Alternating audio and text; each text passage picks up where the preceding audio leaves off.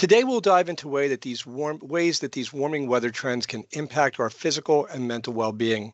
How does humidity factor into how our bodies respond to high temperatures? So high humidity reduces sweat evaporations, making it harder for the body to cool down. So that's why it feels, even with a lower temperature, with a high humidity, it feels hotter to the body. Why is it important for everyone to understand the hazards associated with extreme heat and to be able to recognize the signs and symptoms of the different heat-related illnesses and how to react when confronted with those symptoms? When we start to get worried, though, is when we start entering into heat exhaustion. That's when you get some nausea, maybe some vomiting, headaches, fatigue.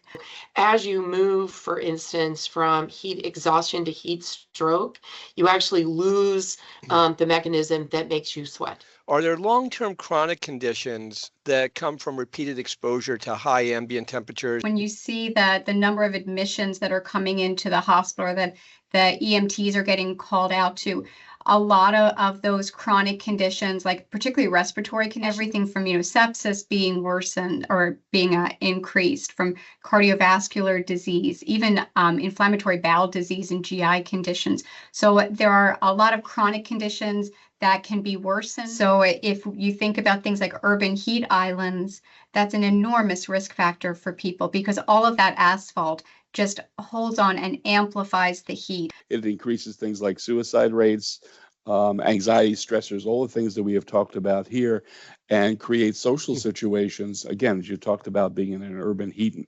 environment at evenings with people out, it increases people together in stressful situations. What are the steps to consider when opening a cooling center? It's a socioeconomic issue. You could be home with no fan, no air conditioning, and you're stuck. I want to make a comment just in general about different types of cooling centers that you may not think about as a cooling center. During the day, there are many more options than evenings, because your local library, if it's air conditioned, is a cooling center. It's not an official cooling center, but it's a cool place to be if you don't have air conditioning.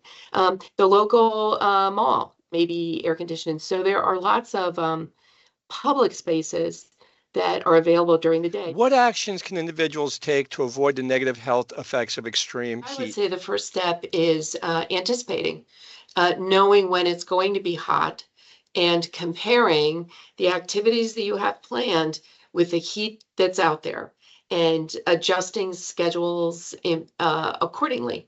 If you don't feel good in the heat, get out of the heat. And you should never feel embarrassed to do that. You should never feel bad about speaking up.